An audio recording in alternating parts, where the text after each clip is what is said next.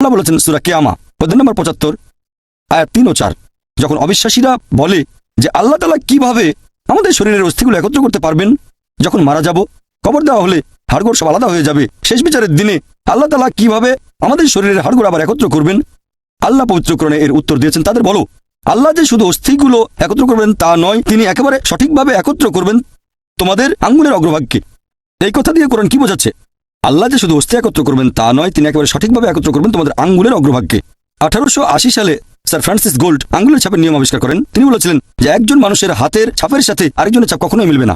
বর্তমানে এই আঙ্গুলের ছাপের পদ্ধতি ব্যবহার করছে পুলিশ অপরাধীকে শনাক্ত করতে, ব্যবহার করছে সিআইএ, FBI, পৃথিবীর বিভিন্ন দেশের পুলিশ।